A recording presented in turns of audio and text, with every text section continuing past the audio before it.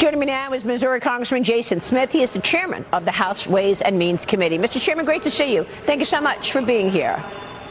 Always great to be with you, Maria. And I know Speaker Johnson is warning Democrats that they'll lose if the shutdown centers around health care. What's the latest that you can tell us? You've been trying to get back to pre-COVID spending, but the Democrats want those COVID spending on health care back. You know, Maria, let's talk about what the Democrats are demanding. They are demanding bailouts to health insurance. These are subsidies, not tax credits, that go directly to health insurance companies, not to consumers, which is so crazy. They're willing to shut down all of government for those subsidies to bail out health insurance companies, and they'll cost $40 billion a year. This would revert.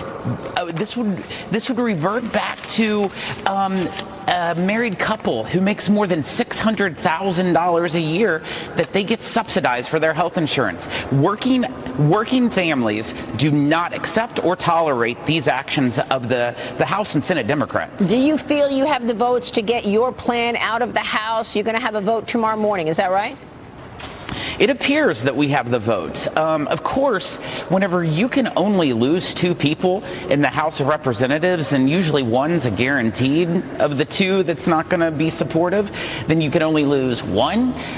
It's a balancing act. But I do think that we'll be able to deliver this. We'll pass it over to the United States Senate, and hopefully Chuck Schumer and Senate Democrats will not shut down government because of their partisan agenda to deliver for their wealthy. Congressman, President Trump just arriving at the tech prosperity deal meeting with Keir Starmer, the Prime Minister of the UK. They're expected to sign a landmark technology deal that they say will boost innovation in both countries. And you've got a lot of the tech leaders of the U.S. on hand. Apple's Tim Cook is there, NVIDIA's Jensen Huang is there, and a number of others. Sam Altman from OpenAI. What are you expecting in terms of this deal and the growth that you're looking for to come out of the big, beautiful bill? Maria, with President Trump, always expect the unexpected in a positive way. This is a businessman who is after growth in not just the United States, but growth with our allies. And that is one of the big reasons why we're over there, is to increase that partnership with United Kingdom so that our two economies, two of the largest economies in the world, continue to grow and do it hand in glove together. That is what you're seeing. The big, beautiful bill that we passed paves the way for unleashing economic growth, that even in the second quarter of this year, growth was 3.3%, even though the congressional bureaucrats projected it to only be 1.8%. So, and then there's the revenue from the tariffs expected to also be helpful. Do you expect all of this growth and tariff revenue to help to lower the deficit and debt? There's no question it's making a very significant difference. If you look at just the past month of June, that is the first time since June of 2016 that we actually had more revenues come into the government than what we spent. We had a $26 billion surplus. That never happened in the entire Biden term, and it never happened in the prior Trump term. So that's a step in the right direction. It's only 1 month. We need to have 12 months like that, but it is the result of the president's policies. So, I mean, government funding runs dry on Tuesday, September 30th. The Congress is scheduled to be on recess next week for Rosh Hashanah. The Senate could return late in the week if you're unable to pass the measure over the weekend. What are you expecting?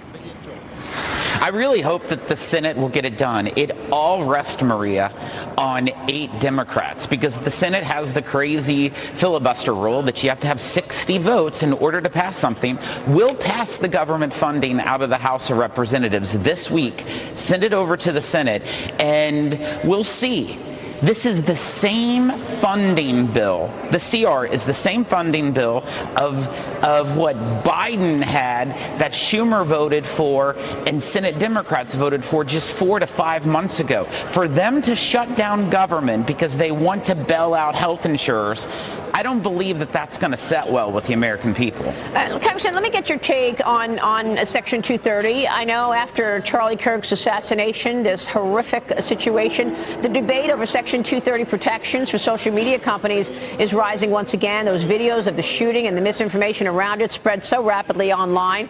And James Comer has invited the CEO of Discord, Reddit, Twitch, and Steam to testify October 8th. What do you want to see here? I'm excited about the debate of Section 230. I think we should bring it forward. It's something that needs to be addressed. I don't believe that it's operating appropriately or right. And so I welcome what my colleagues, both in the House and the Senate, are doing into looking at opening up those revisions. Because what happened in the last week in our country with Charlie Kirk and his assassination is devastating, and it's affecting all Americans. And you know what? It is quite interesting that people are now being held accountable for their misinformation. We saw that yesterday with Jimmy Kimmel. Yeah, I like the idea that now we are in a consequence culture. Frankly, I really do, because there's been way too much cancel culture. But I want to ask you about these tax extenders, Congressman, that expire at the end of 2025, including the work opportunity tax credit, empowerment zone tax incentives, a 7-year recovery period for motorsports entertainment complexes, but most importantly, the capital gains tax. Are you going to move to cut the capital gains tax in a potential second reconciliation plan? Maria, you're on top of all those different tax provisions. I'm impressed. That's really great. Most broadcasters would never know what was expiring, but we're trying to work in a bipartisan way to get these provisions over the finish line. And I think that we can do it if the Democrats will come to the table. We passed a very significant bipartisan tax bill in the last Congress. We need to do it within these tax provisions, and I think it's doable. Do you want to cut the corporate tax rate? Do you want to cut the capital gains tax in the next reconciliation package? I am all about tax policy that will unleash economic growth, and by cutting those taxes definitely unleashes economic growth. Yeah, I mean, I think, if we were to see a capital gains tax cut coming in a second reconciliation package, that would be quite impactful, Congressman. And I wonder what your priorities are for a second reconciliation package.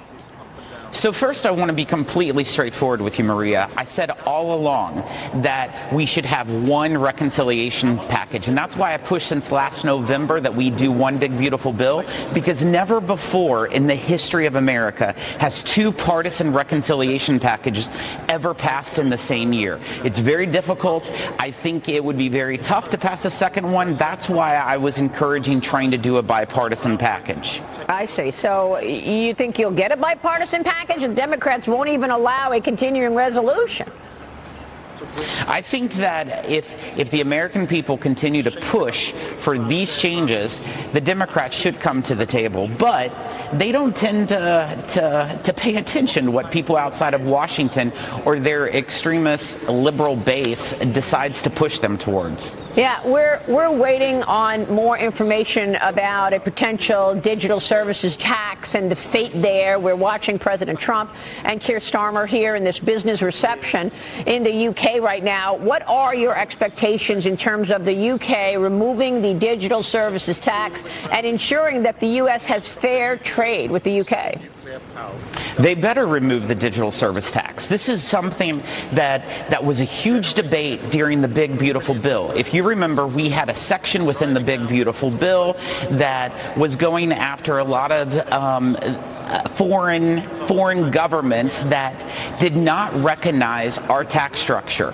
And this is something we have to push back on with the digital service tax as well, in regards to them not treating us fairly. The fact that they're taking billions of dollars from U.S. companies unfairly is inappropriate.